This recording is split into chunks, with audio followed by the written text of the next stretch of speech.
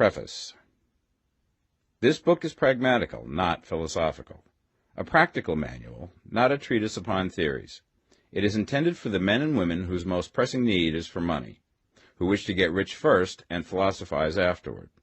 It is for those who have, so far, found neither the time, the means, nor the opportunity to go deeply into the study of metaphysics, but who want results and who are willing to take the conclusions of science as a basis for action, without going into all the processes by which those conclusions were reached.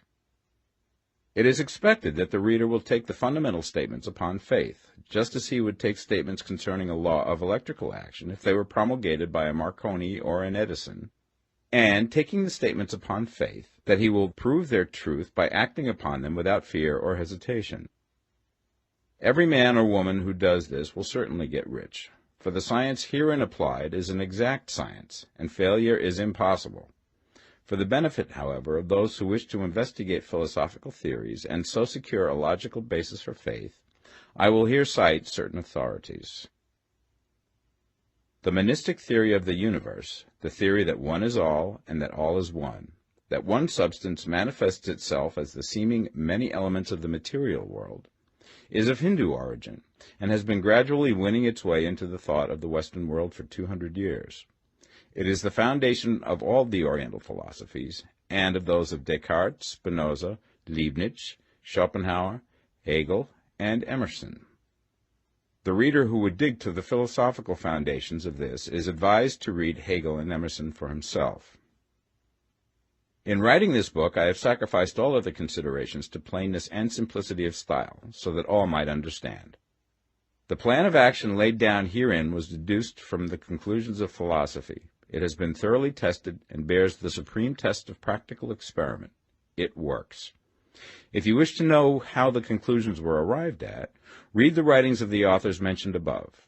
And if you wish to reap the fruits of their philosophies in actual practice, read this book and do exactly as it tells you to do. The author. Chapter 1. The Right to be Rich. Whatever may be said in praise of poverty, the fact remains that it is not possible to live a really complete or successful life unless one is rich. No man can rise to his greatest possible height in talent or soul development unless he has plenty of money. For to unfold the soul and to develop talent, he must have many things to use, and he cannot have these things unless he has money to buy them with.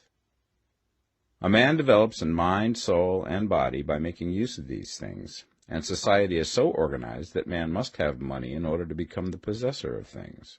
Therefore, the basis of all advancement for man must be the science of getting rich. The object of all life is development, and everything that lives has an inalienable right to all the development it is capable of attaining. Man's right to life means his right to have the free and unrestricted use of all things which may be necessary to his fullest mental, spiritual, and physical unfoldment, or, in other words, his right to be rich. I shall not speak of riches in a figurative way. To be really rich does not mean to be satisfied or contented with a little. No man ought to be satisfied with little if he is capable of using and enjoying more. The purpose of nature is the advancement and unfoldment of life, and every man should have all that can contribute to the power, elegance, beauty, and richness of life. To be content with less is sinful. The man who owns all he wants for the living of all the life he is capable of living is rich, and no man who has not plenty of money can have all he wants.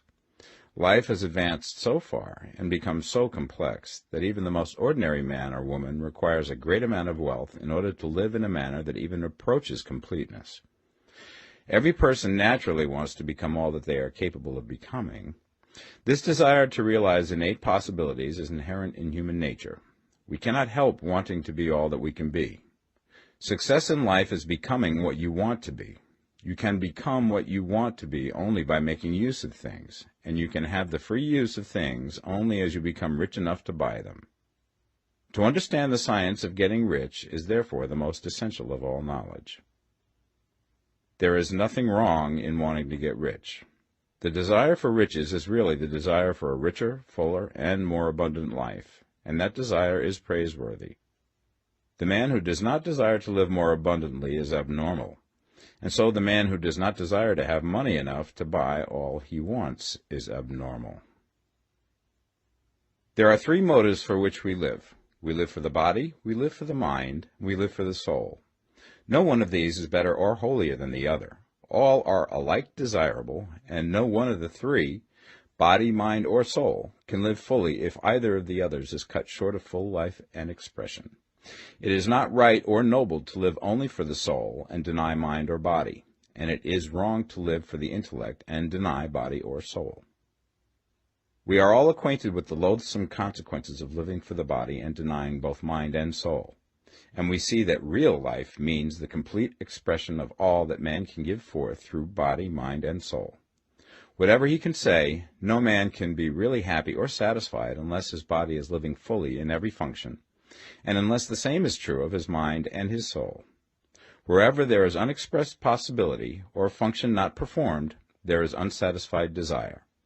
Desire is possibility seeking expression, or function seeking performance. Man cannot live fully in body without good food, comfortable clothing, and warm shelter, and without freedom from excessive toil. Rest and recreation are also necessary to his physical life. He cannot live fully in mind without books and time to study them, without opportunity for travel and observation, or without intellectual companionship. To live fully in mind, he must have intellectual recreations, and must surround himself with all the objects of art and beauty he is capable of using and appreciating. To live fully in soul, man must have love, and love is denied expression by poverty. A man's highest happiness is found in the bestowal of benefits on those he loves. Love finds its most natural and spontaneous expression in giving. The man who has nothing to give cannot fill his place as a husband or father, as a citizen or as a man.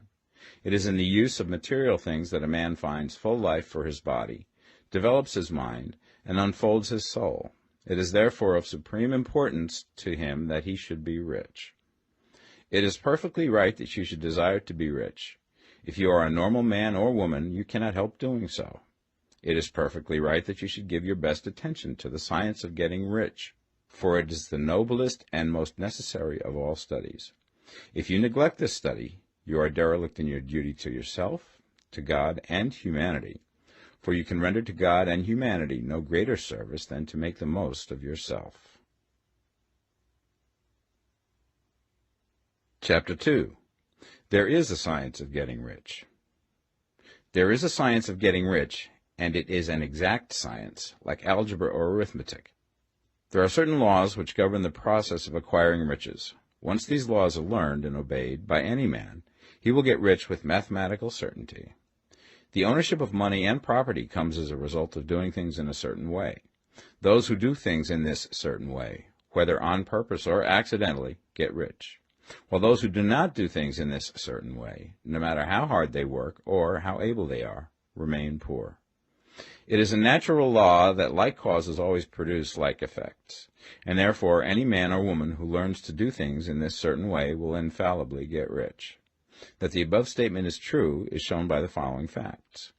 Getting rich is not a matter of environment, for if it were, all the people in certain neighborhoods would become wealthy. The people of one city would all be rich, while those of other towns would all be poor. Or the inhabitants of one state would roll in wealth, and those of an adjoining state would be in poverty. But everywhere we see rich and poor living side by side, in the same environment, and often engaged in the same vocations. When two men are in the same locality and in the same business, and one gets rich while the other remains poor, it shows that getting rich is not primarily a matter of environment. Some environments may be more favorable than others, but when two men in the same business are in the same neighborhood, and one gets rich while the other fails, it indicates that getting rich is the result of doing things in a certain way. And further, the ability to do things in this certain way is not due solely to the possession of talent, for many people who have great talent remain poor, while others who have very little talent get rich. Studying the people who have gotten rich, we find that they are an average lot in all respects, having no greater talents and abilities than other men. It is evident that they do not get rich because they possess talents and abilities that other men have not, but because they happen to do things in a certain way. Getting rich is not the result of saving or thrift. Many very penurious people are poor, while free spenders often get rich. nor is getting rich due to doing things which others fail to do. For two men in the same business often do almost exactly the same things, and one gets rich while the other remains poor or becomes bankrupt. From all these things, we must come to the conclusion that getting rich is the result of doing things in a certain way. If getting rich is the result of doing things in a certain way, then any man or woman who can do things in that way can become rich, and the whole matter is brought within the domain of exact science. The question arises here whether this certain way may not be so difficult that only a few may follow it. This cannot be true, as we have seen, so far as natural ability is concerned. Talented people get rich, and blockheads get rich. Intellectually brilliant people get rich, and very stupid people get rich. Physically strong people get rich, and weak and sickly people get rich. Some degree of ability to think and understand is, of course, essential. But insofar natural ability is concerned, any man or woman who has sense enough to read and understand these words can certainly get rich. Also, we have seen that it is not a matter of environment. Location counts for something. One would not go to the heart of the Sahara and expect to do successful business.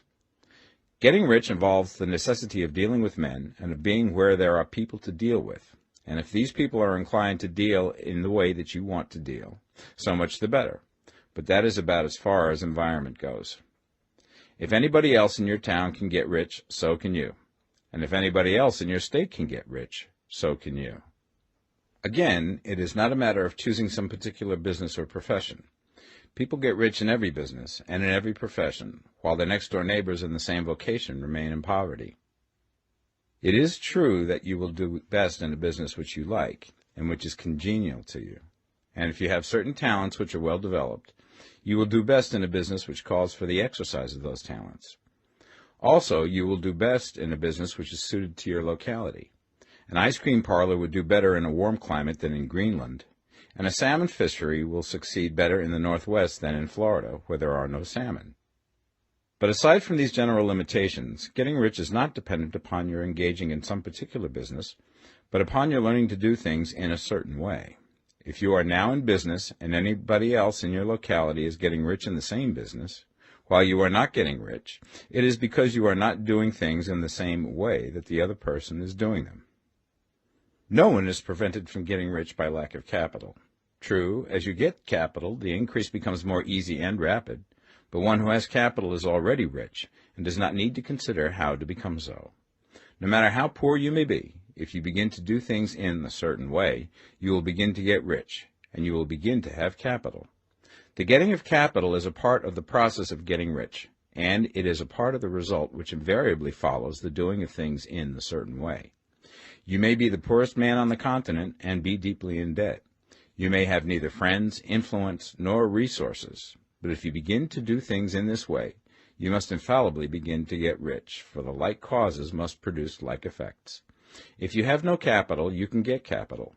If you're in the wrong business, you can get into the right business. If you're in the wrong location, you can go to the right location, and you can do so by beginning in your present business and in your present location, to do things in the certain way which causes success. Chapter 3. Is opportunity monopolized? No man is kept poor because opportunity has been taken away from him, because other people have monopolized the wealth and have put a fence around it. You may be shut off from engaging in business in certain lines, but there are other channels open to you. Probably it would be hard for you to get control of any of the great railroad systems. That field is pretty well monopolized, but the electric railway business is still in its infancy and offers plenty of scope for enterprise, and it will be but a very few years until traffic and transportation through the air will become a great industry, and in all its branches will give employment to hundreds of thousands and perhaps to millions of people. Why not turn your attention to the development of aerial transportation, instead of competing with J.J. Hill and others for a chance in the steam railway world? It is quite true that if you are a working man in the employ of the Steel Trust, you have very little chance of becoming the owner of the plant in which you work. But it is also true that if you will commence to act in a certain way, you can soon leave the employ of the Steel Trust. You can buy a farm from 10 to 40 acres and engage in business as a producer of foodstuffs. There is great opportunity at this time for men who will live upon small tracts of land and cultivate the same intensively. Such men will certainly get rich. You may say that it is impossible for you to get the land, but I'm going to prove to you that it is not impossible, and that you can certainly get a farm if you will go to work in a certain way. At different periods, the tide of opportunity sets in different directions, according to the needs of the whole, and the particular stage of social evolution which has been reached. At present, in America, it is setting towards agricultural and the allied industries and professions. Today, opportunity is open before the factory worker in his line. It is open before the businessman who supplies the farmer more than before the one who supplies the factory worker, and before the professional man who waits upon the farmer more than before the one who serves the working class. There is an abundance of opportunity for the man who will go with the tide instead of trying to swim against it. So the factory workers, either as individuals or as a class, are not deprived of opportunity. The workers are not being kept down by their masters. They are not being ground by the trusts and combinations of capital. As a class, they are where they are because they do not do things in a certain way. If the workers of America chose to do so, they could follow the example of their brothers in Belgium and other countries and establish great department stores and cooperative industries. They could elect men of their own class to office and pass laws favoring the development of such cooperative industries, and in a few years they could take peaceable possession of the industrial field. The working class may become the master class whenever they will begin to do things in a certain way. The law of wealth is the same for them as it is for all others. This they must learn, and they will remain where they are as long as they continue to do as they do. The individual worker, however, is not held down by the ignorance or the mental slothfulness of his class. He can follow the tide of opportunity to riches, and this book will tell him how. No one is kept in poverty by a shortness in the supply of riches. There is more than enough for all. A palace as large as the Capitol in Washington might be built for every family on earth from the building material in the United States alone. And under intensive cultivation, this country would produce wool, cotton, linen, and silk enough to clothe each person in the world finer than Solomon was arrayed in all his glory, together with food enough to feed them all luxuriously. The visible supply is practically inexhaustible, and the invisible supply really is inexhaustible. Everything you see on earth is made from one original substance, out of which all things proceed. New forms are constantly being made, and older ones are dissolving, but all are shapes assumed by one thing. There is no limit to the supply of formless stuff or original substance. The universe is made out of it, but it was not all used in making the universe. The spaces in, through, and between the forms of the visible universe are permeated and filled with the original substance, with the formless stuff, with the raw material of all things. 10,000 times as much has been made might still be made, and even then we should not have exhausted the supply of universal raw material. No man, therefore, is poor because nature is poor, or because there is not enough to go around. Nature is an inexhaustible storehouse of riches. The supply will never run short. Original substance is alive with creative energy and is constantly producing more forms. When the supply of building material is exhausted, more will be produced. When the soil is exhausted so that foodstuffs and materials for clothing will no longer grow upon it, it will be renewed or more soil will be made. When all the gold and silver has been dug from the earth, if man is still in such a stage of social development that he needs gold and silver, more will be produced from the formless. The formless stuff responds to the needs of man. It will not let him be without any good thing. This is true of man collectively. The race as a whole is always abundantly rich, and if individuals are poor, it is because they do not follow the certain way of doing things which makes the individual man rich. The formless stuff is intelligent. It is stuff which thinks. It is alive and is always impelled towards more life. It is the natural and inherent impulse of life to seek to live more. It is the nature of intelligence to enlarge itself, and of consciousness to seek to extend its boundaries and find fuller expression.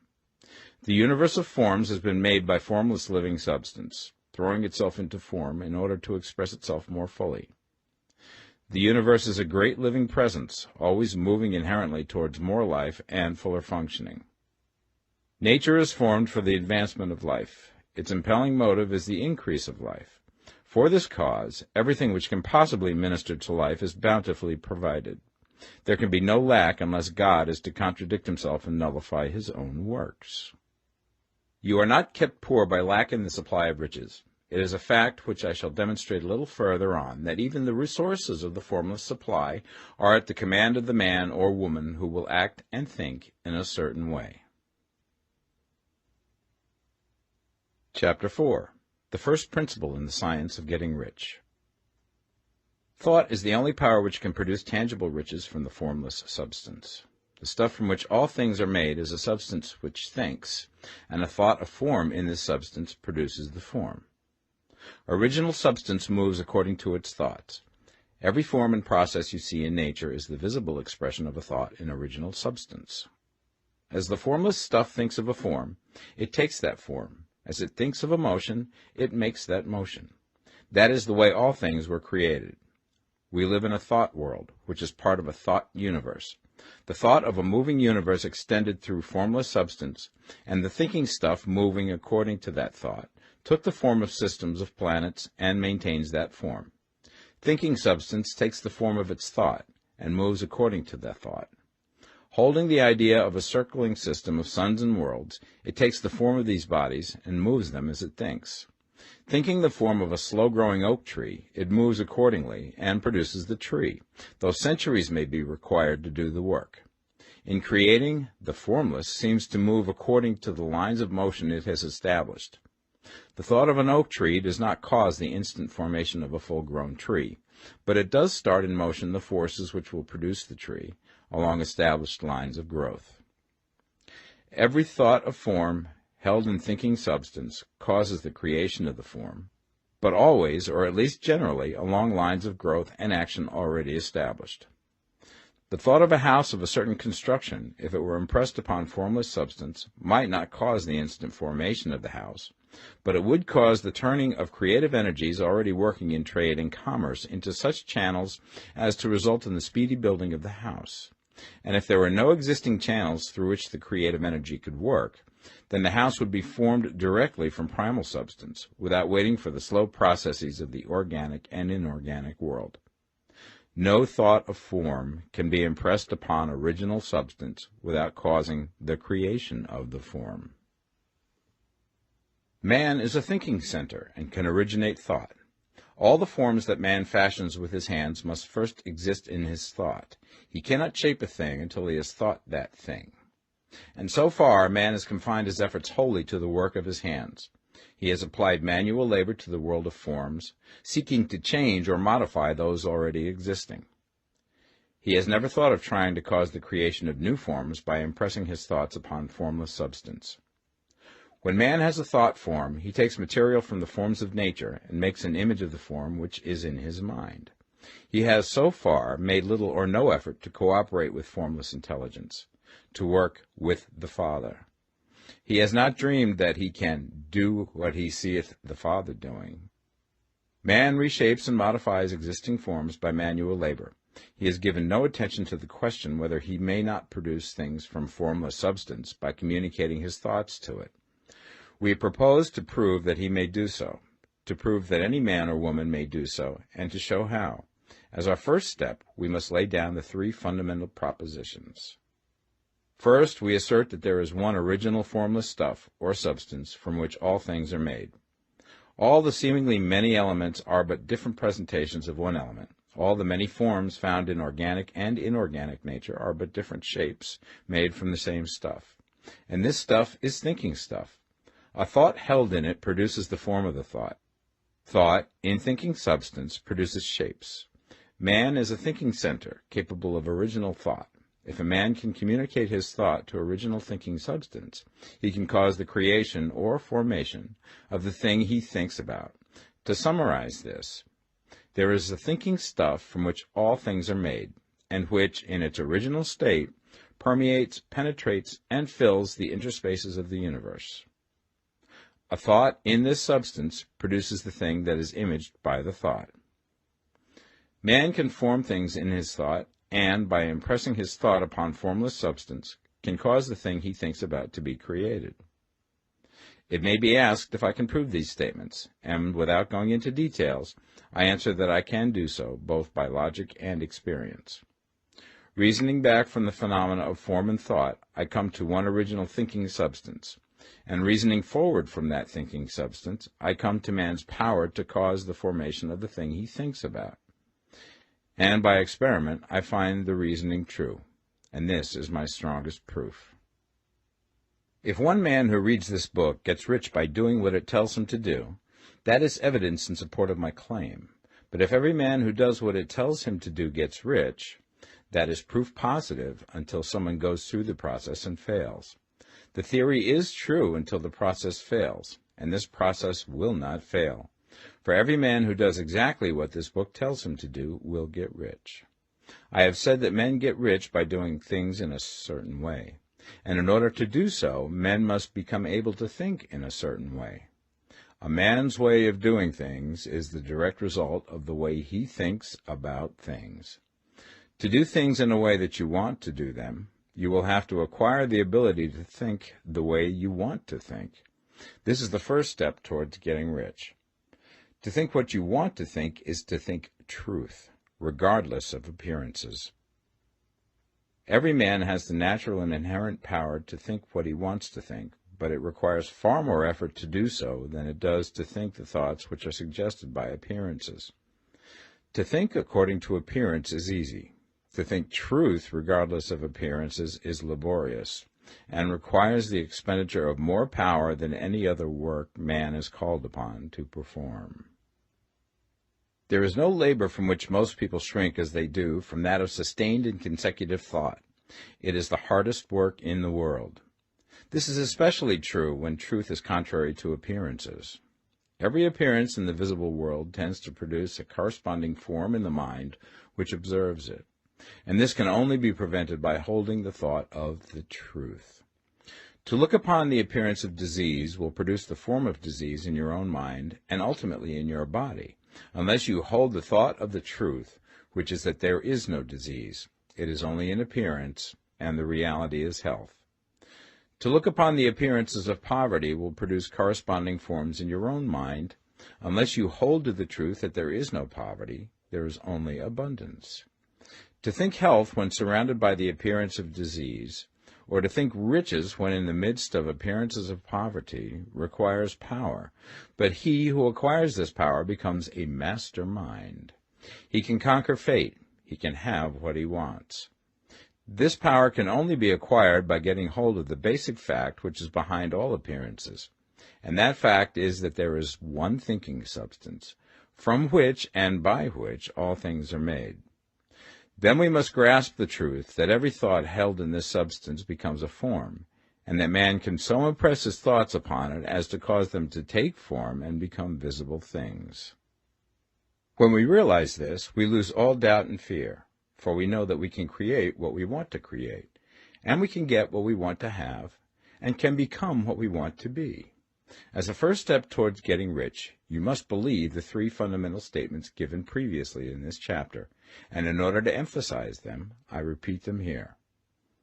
There is a thinking stuff from which all things are made, and which, in its original state, permeates, penetrates, and fills the interspaces of the universe. A thought in this substance produces the thing that is imaged by the thought. Man can form things in his thought, and, by impressing his thought upon formless substance, can cause the thing he thinks about to be created. You must lay aside all other concepts of the universe than this monistic one, and you must dwell upon this until it is fixed in your mind and has become your habitual thought. Read these creed statements over and over again. Fix every word upon your memory, and meditate upon them until you firmly believe what they say. If a doubt comes to you, cast it aside as a sin. Do not listen to arguments against this idea. Do not go to churches or lectures where a contrary concept of things is taught or preached. Do not read magazines or books which teach a different idea. If you get mixed up in your faith, all your efforts will be in vain. Do not ask why these things are true, nor speculate as to how they can be true. Simply take them on trust. The science of getting rich begins with the absolute acceptance of this faith. Chapter 5. Increasing Life. You must get rid of the last vestige of the old idea that there is a deity whose will it is that you should be poor, or whose purposes may be served by keeping you in poverty. The intelligent substance which is all, and in all, which lives in all and lives in you, is a consciously living substance. Being a consciously living substance, it must have the nature and inherent desire of every living intelligence for increase of life. Every living thing must continually seek for the enlargement of its life, because life, in the mere act of living, must increase itself. A seed, dropped into the ground, springs into activity, and in the act of living produces 100 more seeds.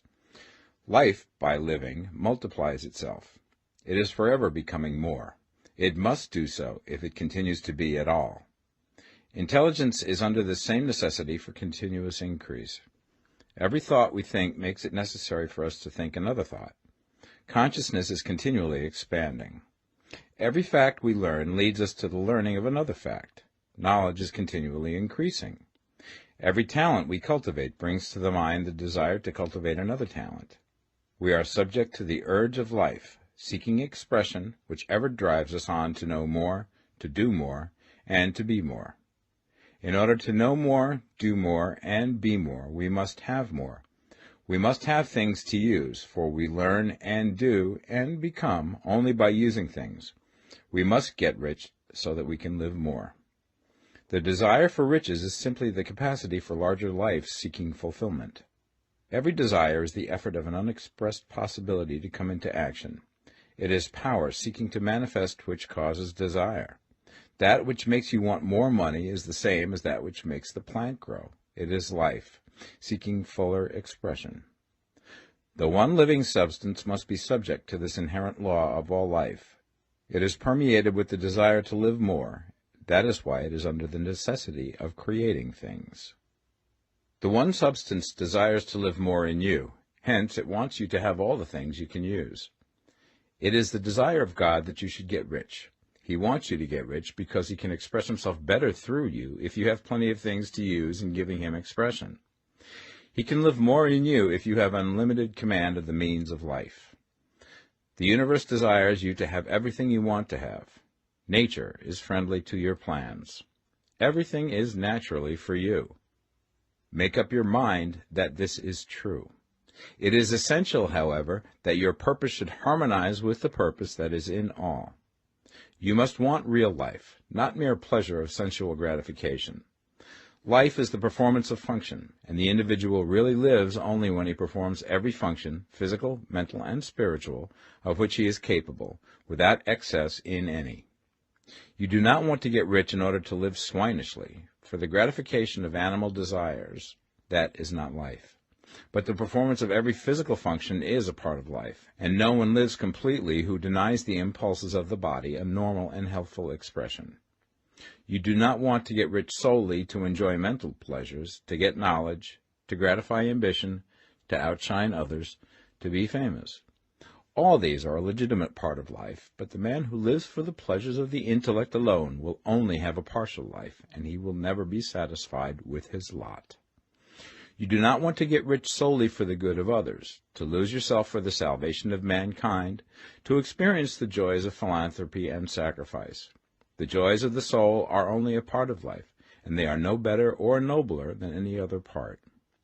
You want to get rich in order that you may eat, drink, and be merry when it is time to do these things, in order that you may surround yourself with beautiful things, see distant lands, feed your mind, and develop your intellect, in order that you may love men and do kind things, and be able to play a good part in helping the world to find truth. But remember that extreme altruism is no better and no nobler than extreme selfishness. Both are mistakes. Get rid of the idea that God wants you to sacrifice yourself for others, and that you can secure his favor by doing so. God requires nothing of the kind. What he wants is that you should make the most of yourself, for yourself and for others, and you can help others more by making the most of yourself than in any other way. You can make the most of yourself only by getting rich, so it is right and praiseworthy that you should give your first and best thought to the work of acquiring wealth. Remember, however, that the desire of substance is for all, and its movements must be for more life to all. It cannot be made to work for less life to any, because it is equally in all, seeking riches and life. Intelligent substance will make things for you, but it will not take things away from someone else and give them to you. You must get rid of the thought of competition. You are to create, not to compete for what is already created. You do not have to take anything away from anyone. You do not have to drive sharp bargains. You do not have to cheat or to take advantage. You do not need to let any man work for you for less than he earns. You do not have to covet the property of others or to look at it with wishful eyes. No man has anything of which you cannot have the like, and that without taking what he has away from him. You are to become a creator, not a competitor. You are going to get what you want, but in such a way that when you get it, every other man will have more than he has now.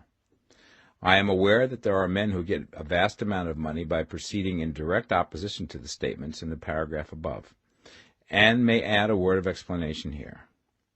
Men of the plutocratic type, who become very rich, do so sometimes purely by their extraordinary ability on the plane of competition, and sometimes they unconsciously relate themselves to substance and its great purposes and movements for the general racial upbuilding through industrial evolution. Rockefeller, Carnegie, Morgan, et al. Have been the unconscious agents of the supreme in the necessary work of systematizing and organizing productive industry, and, in the end, their work will contribute immensely towards increased life for all. Their day is nearly over. They have organized production, and will soon be succeeded by the agents of the multitude, who will organize the machinery of distribution. The multimillionaires are like the monster reptiles of the prehistoric eras.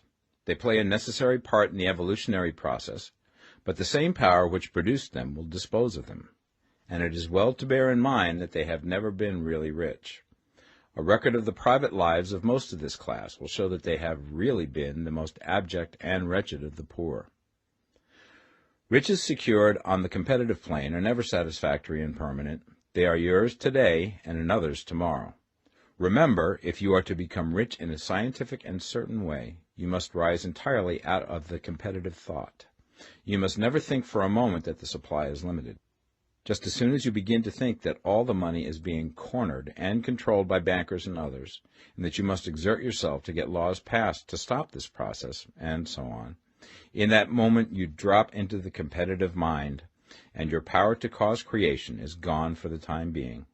And what is worse, you will probably arrest the creative movements you have already instituted. Know that there are countless millions of dollars worth of gold in the mountains of the earth, not yet brought to light, and know that if there were not, more would be created from thinking substance to supply your needs. Know that the money you need will come, even if it is necessary for 1,000 men to be led to the discovery of new gold mines tomorrow. Never look at the visible supply. Look always at the limitless riches in formless substance, and know that they are coming to you as fast as you can receive and use them. Nobody, by cornering the visible supply, can prevent you from getting what is yours. So never allow yourself to think for an instant that all the best building spots will be taken before you get ready to build your house, unless you hurry. Never worry about the trusts and combines, and get anxious for fear that they will soon come to own the whole earth. Never get afraid that you will lose what you want because some other person beat you to it. That cannot possibly happen. You are not seeking anything that is possessed by anybody else. You are causing what you want to be created from formless substance, and the supply is without limits. Stick to the formulated statement. There is a thinking stuff from which all things are made, and which, in its original state, permeates, penetrates, and fills the interspaces of the universe. A thought in this substance produces the thing that is imaged by the thought. Man can form things in his thought, and by impressing his thought upon formless substance, can cause the thing he thinks about to be created. Chapter 6. How Riches Come to You. When I say that you do not have to drive sharp bargains, I do not mean that you do not have to drive any bargains at all, or that you are above the necessity for having any dealings with your fellow men. I mean that you will not need to deal with them unfairly. You do not have to get something for nothing, but can give to every man more than you take from him. You cannot give every man more in cash market value than you take from him, but you can give him more in use value than the cash value of the thing you take from him. The paper, ink, and other material in this book may not be worth the money you pay for it, but if the ideas suggested by it bring you thousands of dollars, you have not been wronged by those who sold it to you. They have given you a great use value for a small cash value. Let us suppose that I own a picture by one of the great artists, which in any civilized community is worth thousands of dollars. I take it to Baffin Ray, and by salesmanship induce an Eskimo to give a bundle of furs worth $500 for it. I have really wronged him, for he has no use for the picture. It has no value to him. It will not add to his life. But suppose I give him a gun worth $50 for his furs. Then he has made a good bargain. He has use for the gun. It will get him many more furs and much food. It will add to his life in every way. It will make him rich.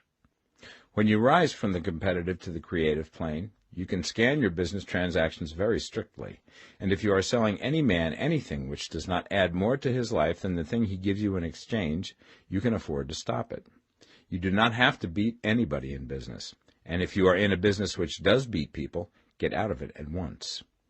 Give every man more in use value than you take from him in cash value. Then you are adding to the life of the world by every business transaction. If you have people working for you, you must take from them more in cash value than you pay them in wages. But you can so organize your business that it will be filled with the principle of advancement, and so that each employee who wishes to do so may advance a little every day. You can make your business do for your employees what this book is doing for you. You can so conduct your business that it will be a sort of ladder, by which every employee who will take the trouble may climb to riches himself, and, given the opportunity, if he will not do so, it is not your fault.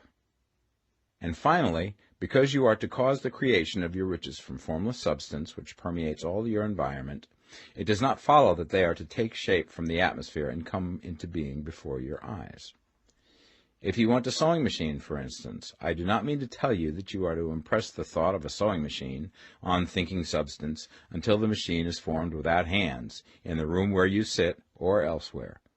But if you want a sewing machine, hold the mental image of it with the most positive certainty that it is being made, or is on its way to you. After once forming the thought, have the most absolute and unquestioning faith that the sewing machine is coming. Never think of it, or speak of it, in any other way than as being sure to arrive. Claim it as already yours. It will be brought to you by the power of the Supreme Intelligence, acting upon the minds of men. If you live in Maine, it may be that a man will be brought from Texas or Japan to engage in some transaction which will result in your getting what you want. If so, the whole matter will be as much to that man's advantage as it is to yours. Do not forget for a moment that the thinking substance is through all, in all, communicating with all, and can influence all. The desire of thinking substance for a fuller life and better living has caused the creation of all the sewing machines already made, and it can cause the creation of millions more, and will, whenever men set it in motion by desire and faith, and by acting in a certain way. You can certainly have a sewing machine in your house, and it is just as certain that you can have any other thing or things which you want, and which you will use for the advancement of your own life and the lives of others. You need not hesitate about asking largely. It is your Father's pleasure to give you the kingdom, said Jesus. Original substance wants to live all that is possible in you, and wants you to have all that you can or will use for the living of the most abundant life. If you fix upon your consciousness the fact that the desire you feel for the possession of riches is one with a desire of omnipotence for more complete expression, your faith becomes invincible. Once I saw a little boy sitting at a piano, and vainly tried to bring harmony out of the keys, and I saw that he was grieved and provoked by his inability to play real music. I asked him the cause of his vexation, and he answered, "I can feel the music in me, but I can't make my hands go right." The music in him was the urge of original substance, containing all the possibilities of all life. All that there is of music was seeking expression through the child. God, the one substance, is trying to live and do and enjoy things through humanity. He is saying, I want hands to build wonderful structures, to play divine harmonies, to paint glorious pictures. I want feet to run my errands, eyes to see my beauties, tongues to tell mighty truths and to sing marvelous songs, and so on. All that there is of possibility is seeking expression through men.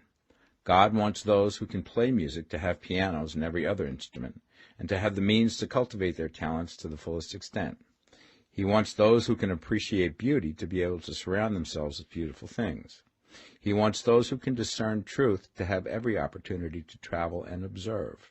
He wants those who can appreciate dress to be beautifully clothed, and those who can appreciate good food to be luxuriously fed. He wants all these things because it is himself that enjoys and appreciates them. It is God who wants to play and sing and enjoy beauty and proclaim truth and wear fine clothes and eat good food. It is God that worketh in you to will and to do, said Paul. The desire you feel for riches is the infinite, seeking to express himself in you as he sought to find expression in the little boy at the piano. So you need not hesitate to ask largely. Your part is to focalize and express the desire to God. This is a difficult point with most people. They retain some of the old idea that poverty and self-sacrifice are pleasing to God. They look upon poverty as a part of the plan, a necessity of nature.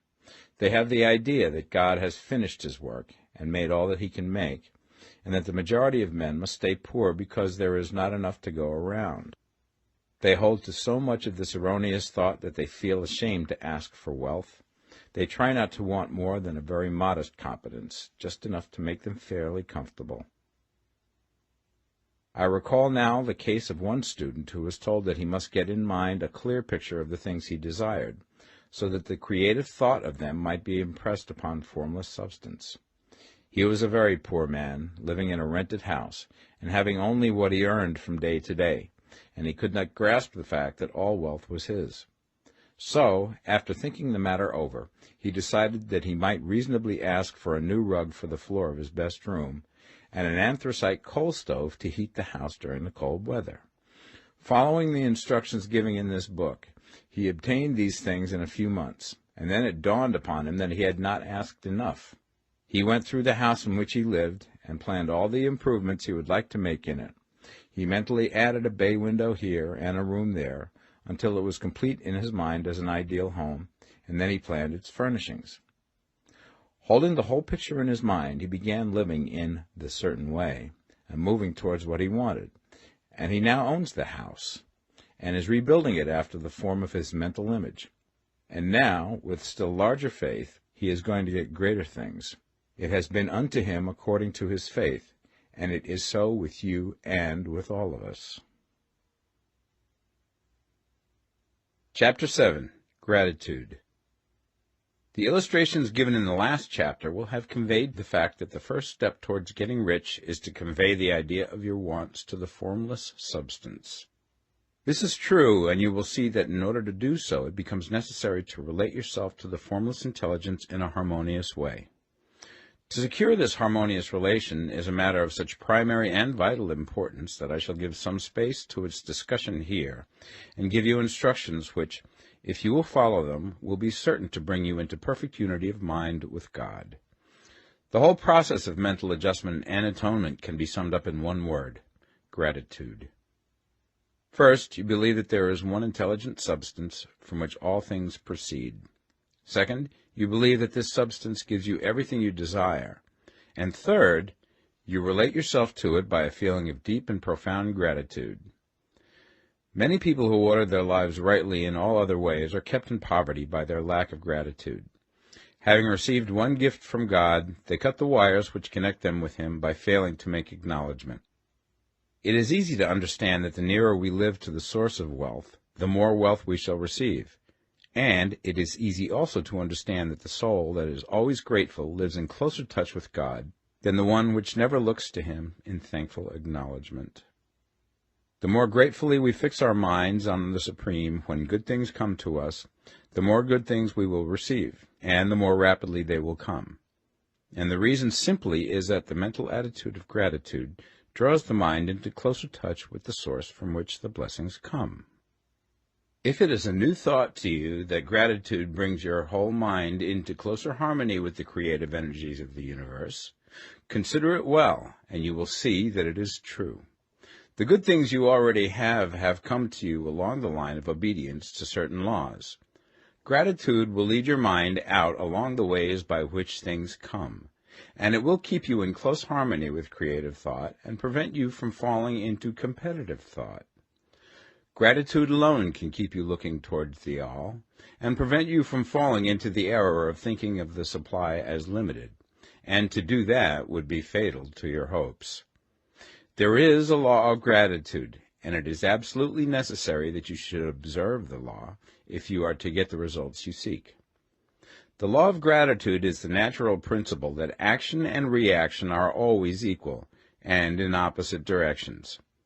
The grateful outreaching of your mind in thankful praise to the Supreme is a liberation or expenditure of force. It cannot fail to reach that to which it is addressed, and the reaction is an instantaneous movement towards you. Draw nigh unto God, and he will draw nigh unto you. That is a statement of psychological truth. And if your gratitude is strong and constant, the reaction in formless substance will be strong and continuous. The movement of the things you want will always be towards you. Notice the grateful attitude that Jesus took, how he always seemed to be saying, I thank thee, Father, that thou hearest me. You cannot exercise much power without gratitude, for it is gratitude that keeps you connected with power. But the value of gratitude does not consist solely in getting you more blessings in the future. Without gratitude, you cannot long keep from dissatisfied thought regarding things as they are. The moment you permit your mind to dwell with dissatisfaction upon things as they are, you begin to lose ground. You fix attention upon the common, the ordinary, the poor, and the squalid and mean, and your mind takes the form of these things. Then you will transmit these forms or mental images to the formless, and the common, the poor, the squalid, and mean will come to you. To permit your mind to dwell upon the inferior is to become inferior, and to surround yourself with inferior things. On the other hand, to fix your attention on the best is to surround yourself with the best, and to become the best. The creative power within us makes us into the image of that to which we give our attention. We are thinking substance, and thinking substance always takes the form of that which it thinks about. The grateful mind is constantly fixed upon the best. Therefore it tends to become the best. It takes the form or character of the best and will receive the best. Also, faith is born of gratitude. The grateful mind continually expects good things, and expectation becomes faith. The reaction of gratitude upon one's own mind produces faith, and every outgoing wave of grateful thanksgiving increases faith. He who has no feeling of gratitude cannot long retain a living faith, and without a living faith you cannot get rich by the creative method, as we shall see in the following chapters. It is necessary, then, to cultivate the habit of being grateful for every good thing that comes to you, and to give thanks continuously. And because all things have contributed to your advancement, you should include all things in your gratitude. Do not waste time thinking or talking about the shortcomings or wrong actions of plutocrats or trust magnates. Their organization of the world has made your opportunity. All you get really comes to you because of them. Do not rage against corrupt politicians. If it were not for politicians, we should fall into anarchy, and your opportunity would be greatly lessened. God has worked a long time and very patiently to bring us up to where we are in industry and government, and he is going right on with his work. There is not the least doubt that he will do away with plutocrats, trust magnates, captains of industry, and politicians as soon as they can be spared. But in the meantime, behold, they are all very good. Remember that they are all helping to arrange the lines of transmission along which your riches will come to you, and be grateful to them all. This will bring you into harmonious relations with the good in everything, and the good in everything will move toward you.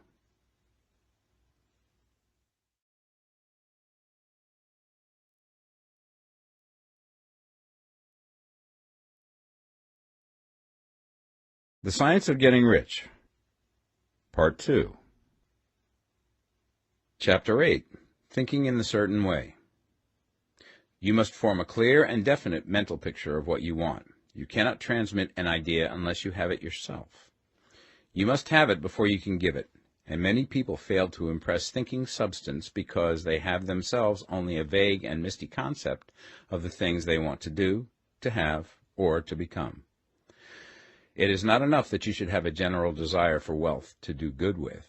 Everybody has that desire. It is not enough that you should have a wish to travel, see things, live more, etc. Everybody has those desires also. If you were going to send a wireless message to a friend, you would not send the letters of the alphabet in their order and let him construct the message for himself, nor would you take words at random from the dictionary. You would send a coherent sentence, one which meant something.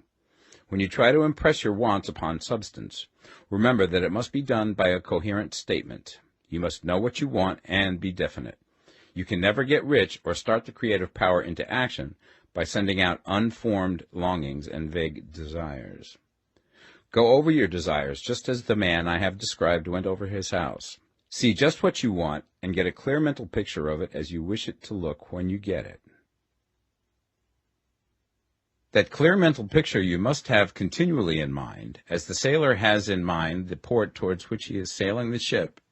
You must keep your face towards it all the time. You must no more lose sight of it than the steersman loses sight of the compass.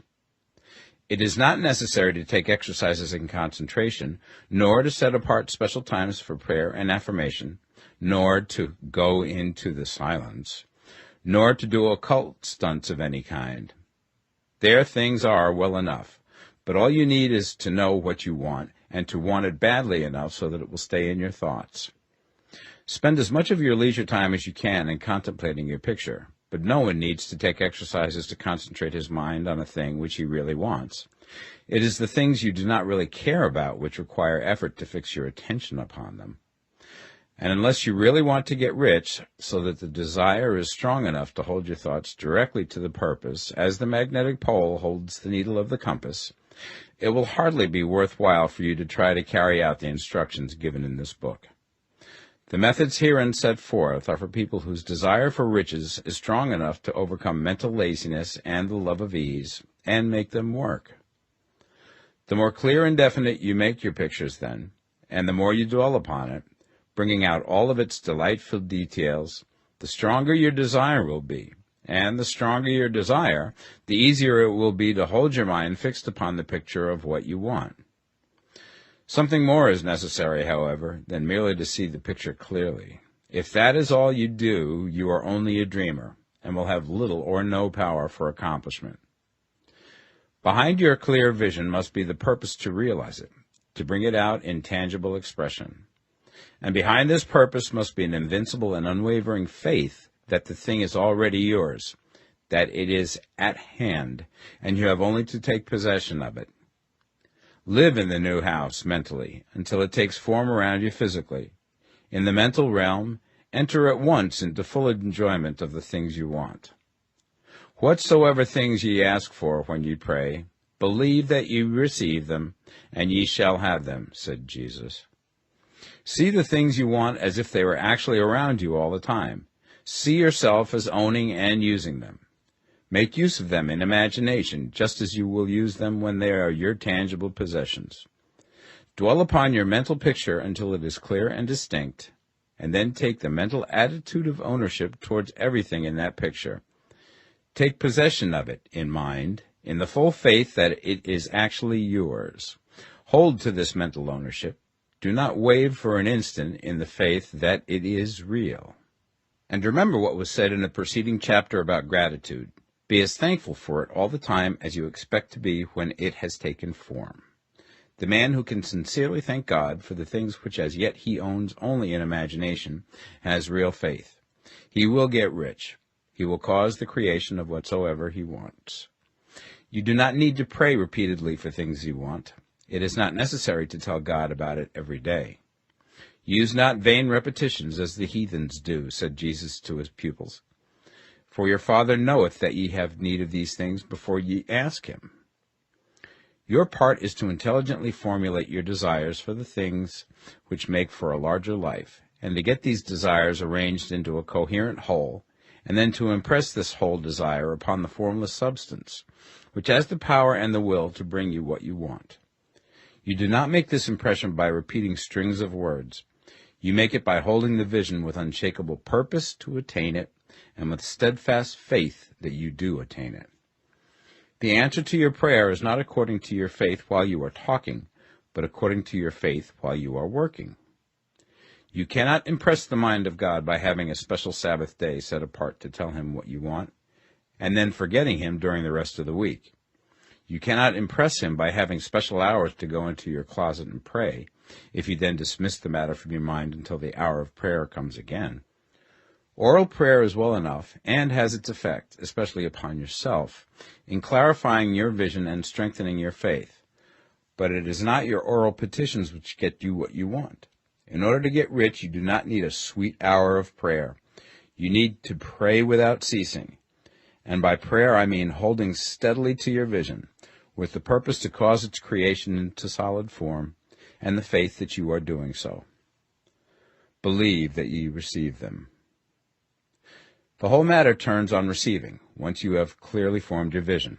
When you have formed it, it is well to make an oral statement, addressing the Supreme in reverent prayer, and from that moment you must, in mind, receive what you ask for. Live in the new house, wear the fine clothes, ride in the automobile, go on the journey, and confidently plan for greater journeys. Think and speak of all things you have asked for in terms of actual present ownership. Imagine an environment and a financial condition exactly as you want them, and live all the time in that imaginary environment and financial condition. Mind, however, that you do not do this as a mere dreamer and castle builder. Hold to the faith that the imaginary is being realized, and to the purpose to realize it. Remember that it is faith and purpose in the use of imagination which makes the difference between the scientist and the dreamer. And having learned this fact, it is here that you must learn the proper use of the will. Chapter 9. How to Use the Will. To set about getting rich in a scientific way, you do not try to apply your willpower to anything outside of yourself. You have no right to do so anyway. It is wrong to apply your will to other men and women in order to get them to do what you wish done. It is as flagrantly wrong to coerce people by mental power as it is to coerce them by physical power. If compelling people by physical force to do things for you reduces them to slavery, compelling them by mental means accomplishes exactly the same thing. The only difference is in methods.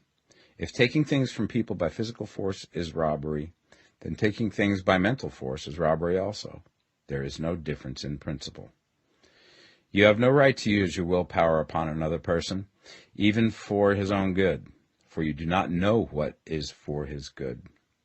The science of getting rich does not require you to apply power or force to any other person in any way whatsoever. There is not the slightest necessity for doing so. Indeed, any attempt to use your will upon others will only tend to defeat your purpose. You do not need to apply your will to things in order to compel them to come to you. That would simply be trying to coerce God, and would be foolish and useless, as well as irreverent. You do not have to compel God to give you good things, any more than you have to use your willpower to make the sun rise. You do not have to use your willpower to conquer an unfriendly deity, or to make stubborn and rebellious forces do your bidding. Substance is friendly to you, and is more anxious to give you what you want than you are to get it. To get rich, you need only to use your willpower upon yourself. When you know what to think and do, then you must use your will to compel yourself to think and do the right things. That is the legitimate use of the will in getting what you want, to use it in holding yourself to the right course. Use your will to keep yourself thinking and acting in the certain way. Do not try to project your will or thoughts or your mind out into space to act on things or people. Keep your mind at home. It can accomplish more there than elsewhere. Use your mind to form a mental image of what you want and to hold that vision with faith and purpose, and use your will to keep your mind working in the right way. The more steady and continuous your faith and purpose, the more rapidly you will get rich, because you will make only positive impressions upon substance, and you will not neutralize or offset them by negative impressions. The picture of your desires, held with faith and purpose, is taken up by the formless and permeates it to great distances throughout the universe, for all I know.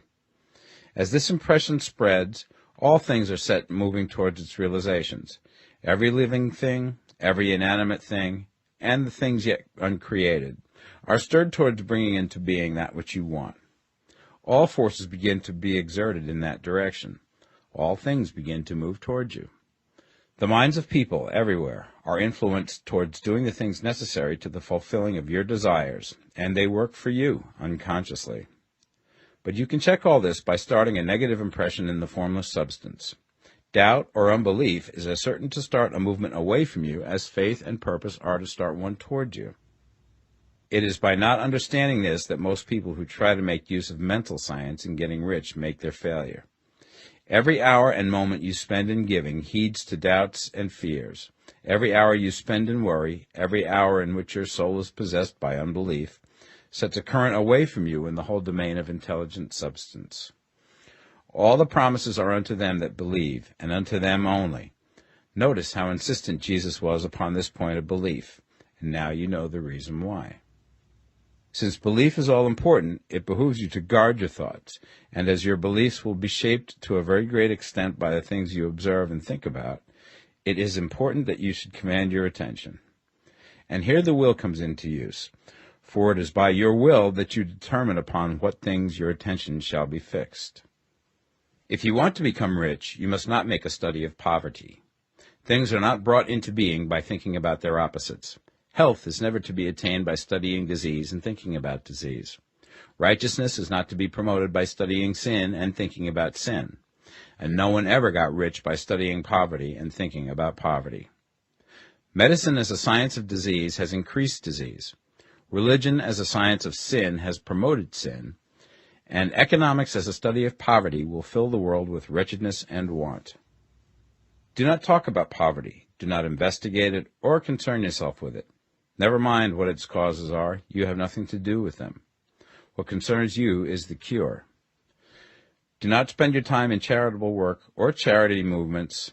All charity only tends to perpetuate the wretchedness it aims to eradicate. I do not say that you should be hard-hearted or unkind and refuse to hear the cry of need, but you must not try to eradicate poverty in any of the conventional ways. Put poverty behind you, and put all that pertains to it behind you, and make good. Get rich. That is the best way you can help the poor. And you cannot hold the mental image which is to make you rich if you fill your mind with pictures of poverty. Do not read books or papers which give circumstantial accounts of the wretchedness of the tenement dwellers, of the horrors of child labor, and so on. Do not read anything which fills your mind with gloomy images of want and suffering. You cannot help the poor in the least by knowing about these things, and the widespread knowledge of them does not tend at all to do away with poverty. What tends to do away with poverty is not getting the pictures of poverty into your mind, but getting pictures of wealth into the minds of the poor. You are not deserting the poor in their misery when you refuse to allow your mind to be filled with pictures of that misery. Poverty can be done away with, not by increasing the number of well-to-do people who think about poverty, but by increasing the number of poor people who purpose with faith to get rich. The poor do not need charity, they need inspiration. Charity only sends them a loaf of bread to keep them alive in their wretchedness, or give them an entertainment to make them forget for an hour or two. But inspiration will cause them to rise out of their misery. If you want to help the poor, demonstrate to them that they can become rich. Prove it by getting rich yourself. The only way in which poverty will ever be banished from this world is by getting a large and constantly increasing number of people to practice the teachings of this book. People must be taught to become rich by creation, not by competition. Every man who becomes rich by competition throws down behind him the ladder by which he rises and keeps others down. But every man who gets rich by creation opens a way for thousands to follow him and inspires them to do so. You are not showing hardness of heart or an unfeeling disposition when you refuse to pity poverty, see poverty, read about poverty, or think or talk about it, or to listen to those who do talk about it. Use your willpower to keep your mind off the subject of poverty and to keep it fixed with faith and purpose on the vision of what you want. Chapter 10. Further Use of the Will. You cannot retain a true and clear vision of wealth if you are constantly turning your attention to opposing pictures, whether they be external or imaginary. Do not tell of your past troubles of a financial nature, if you have had them. Do not think of them at all. Do not tell of the poverty of your parents, or the hardships of your early life. To do any of these things is to mentally class yourself with the poor for the time being, and it will certainly check the movement of things in your direction. Let the dead bury their dead, as Jesus said. Put poverty and all things that pertain to poverty completely behind you. You have accepted a certain theory of the universe as being correct, and are resting all your hopes of happiness on its being correct. And what can you gain by giving heed to conflicting theories? Do not read religious books which tell you that the world is soon coming to an end, and do not read the writing of muckrakers and pessimistic philosophers who tell you that it is going to the devil. The world is not going to the devil. It is going to God. It is wonderful becoming. True, there may be a good many things in existing conditions which are disagreeable, but what is the use of studying them when they are certainly passing away, and when the study of them only tends to check their passing and keep them with us? Why give time and attention to things which are being removed by evolutionary growth, when you can hasten their removal only by promoting the evolutionary growth as far as your part of it goes? No matter how horrible and seeming may be the conditions in certain countries, sections, or places, you waste your time and destroy your own chances by considering them. You should interest yourself in the world's becoming rich. Think of the riches in the world as coming to, instead of the poverty it is growing out of. And bear in mind that the only way in which you can assist the world in growing rich is by growing rich yourself through creative method, not the competitive one. Give your attention wholly to riches. Ignore poverty. Whenever you think or speak of those who are poor, think and speak of them as those who are becoming rich, as those who are to be congratulated rather than pitied.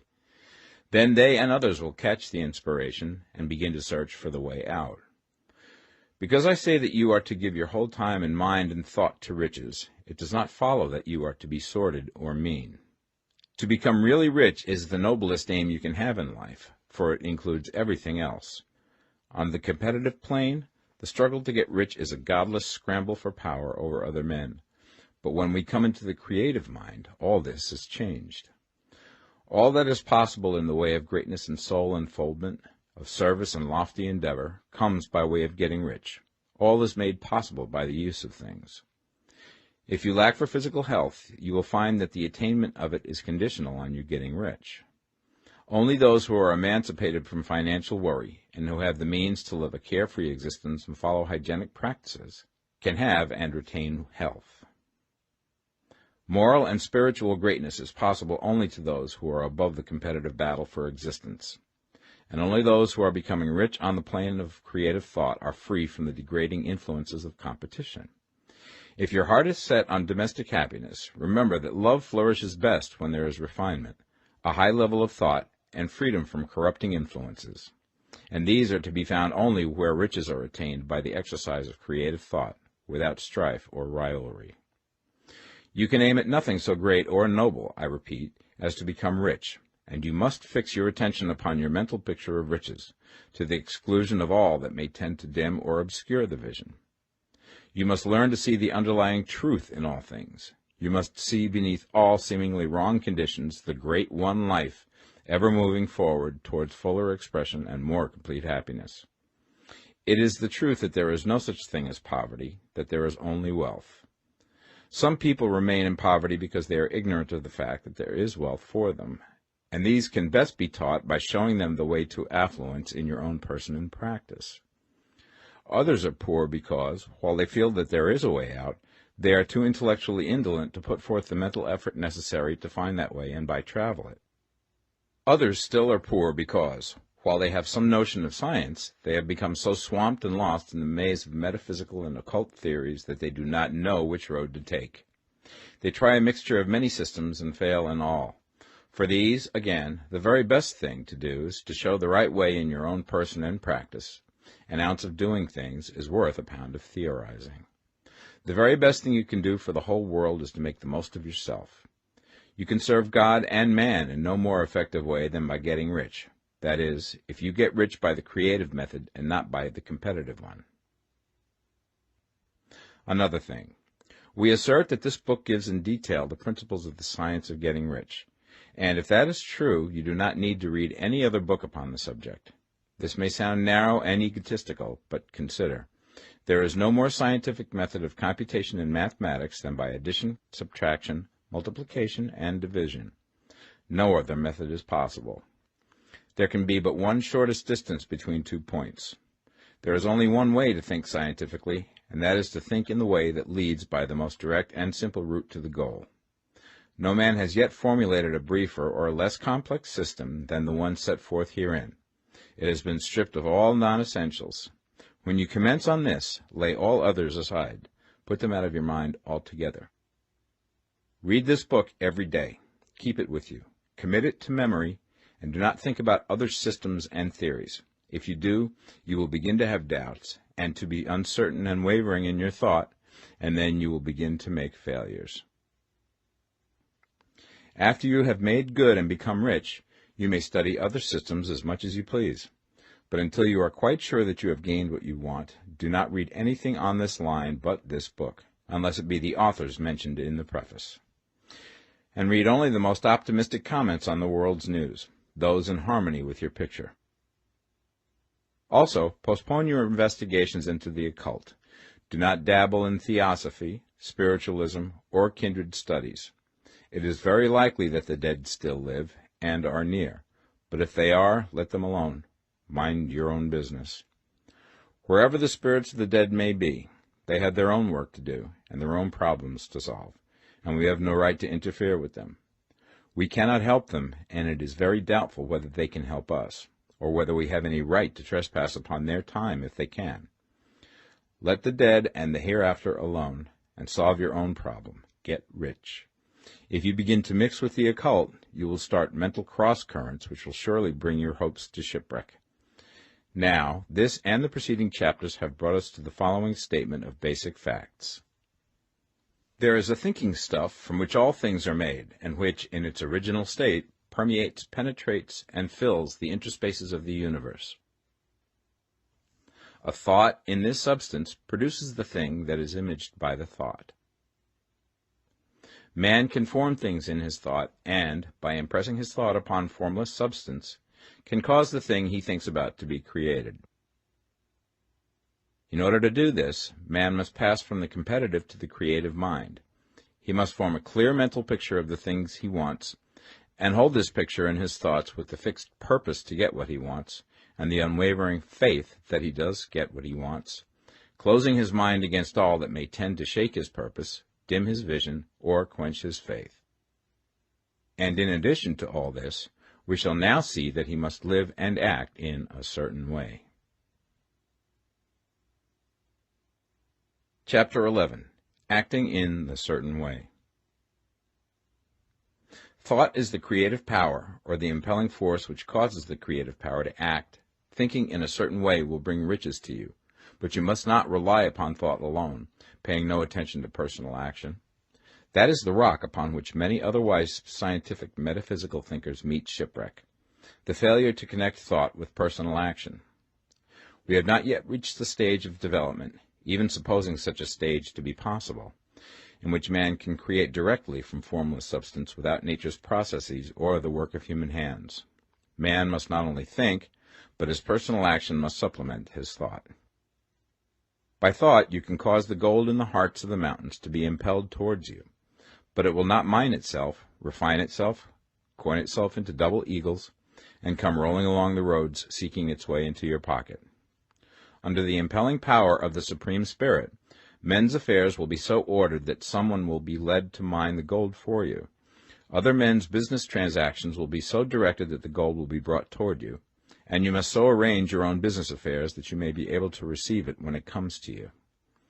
Your thought makes all things, animate and inanimate, work to bring you what you want, but your personal activity must be such that you can rightly receive what you want when it reaches you. You are not to take it as charity, nor to steal it.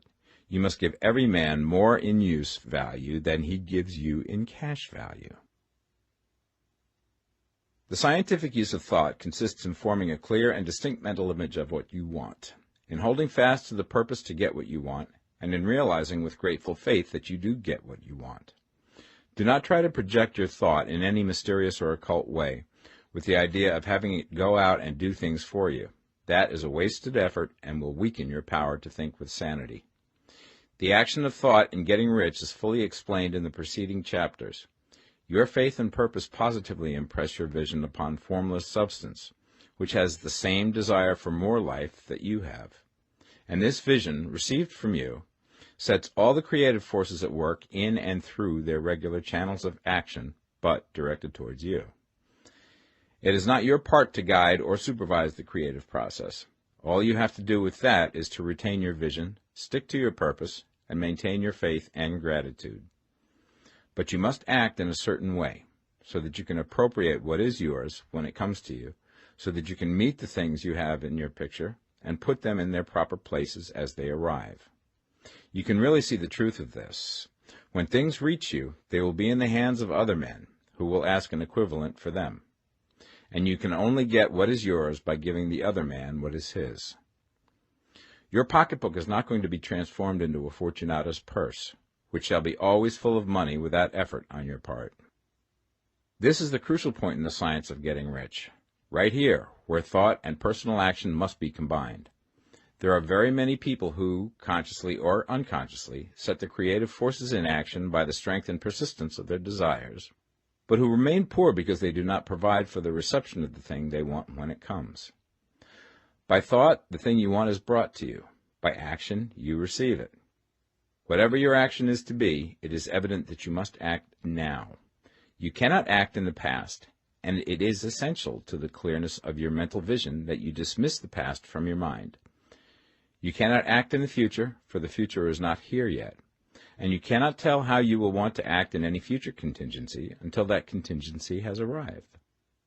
Because you are not in the right business or the right environment now, do not think that you must postpone action until you get into the right business or environment. And do not spend time in the present taking thought as to the best course in possible future emergencies. Have faith in your ability to meet any emergency when it arrives. If you act in the present with your mind on the future, your present action will be with a divided mind and will not be effective. Put your whole mind into present action.